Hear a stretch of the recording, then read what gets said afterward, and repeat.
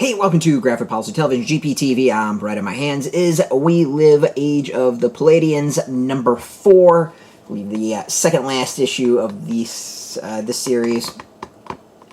So the comic is written by Inaki and Miranda. Inaki Miranda is the artist, Eva De La Cruz is the colorist, and Dave Sharpe is the letterer. Alright, so the general gist of the issue, of the big kind of thing that's being tried to solve is there's like a power cord that keeps on getting disconnected. The city that has tons of humans and being protected by a shield. The shield is about to fail because of this like lack of power. They've sent out kind of their version of superheroes, like think more like Ultraman, out to go and reconnect this power cord. Of course, things are super difficult, and the heroes are fighting big giant monsters as the city, its shield is about to collapse, and they're about to be besieged. In concept, the series, I think, is good. It's an interesting follow-up to the original We Live, but I think the execution is where it falls apart. There's too much going on. There's some odd kind of side stories going on, and then it just doesn't quite have the emotional punch of that original series. So the original series is about a bunch of kids who are basically getting a ticket off of the doomed Earth. And aliens were going to only take out a certain amount. It was their journey. It followed the brother and the sister and a couple other people that they kind of met along the way. But really came down to this brother and sister trying to protect each other. It's really kind of beautiful, cute relationship between two siblings. I mean, I was on near tears or crying like every single issue. It was just this really solid emotional journey. Now, this just doesn't have that. Everyone's growing up a bit. The brother and sister aren't really connected and having their moments. The danger is a little bit different in that this isn't quite, while they're, superheroes and aged up and doing their thing, I think where it fails is it doesn't quite hit that these are still kids, innocent, not quite sure what to do. The fear isn't there. The unknown isn't there. The caring isn't quite there. The connection isn't there.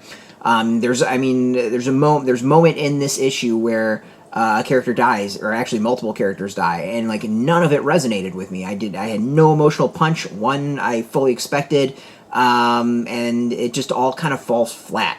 When I said like the plots don't make sense at times, like there's this whole side thing with this cult, and it just feels like it kind of came out of nowhere, and I just don't feel like the cult adds anything at this point. You could have just focused on trying to connect this power generator, and then the cult maybe would have been a great story for a third volume of people who like worship the monsters of the world. But yeah, I mean it's an interesting comic in that like it's cool in that there's some really awesome concepts, and the designs are great, and there's some cool action moments, but for some reason just it's not clicking like the first volume. The narrative's scattered. It just feels not quite as focused. So yeah, it's a bit disappointing because I really, really, really loved the first volume, and this isn't like living up to it, and I'm bummed. I'm really, really bummed. Not gonna lie. I mean, there's some really cool visuals in this. As I always said, like the design of the comic is awesome. Like that's not even a debate. It's just,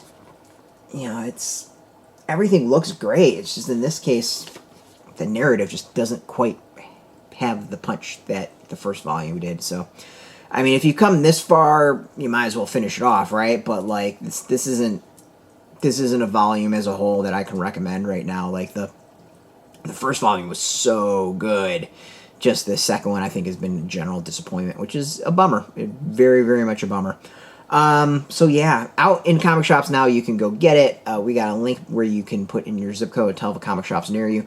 No shop, no problem. We do have some links where you can purchase your own. There'll be affiliate links, so we do get a small percentage by doing that. You'll support our site, so thank you. And speaking of support, I want to thank AfterShock for hooking us up with the review copy, and of course, thank you all for watching. If you are into comics, check us out every single day at graphicpolicy.com. We're on Twitter, Facebook, YouTube, Tumblr, Instagram, and TikTok, all at Graphic Policy, keeping it nice and consistent. Until next time, keep reading those comics, and keep it geeky.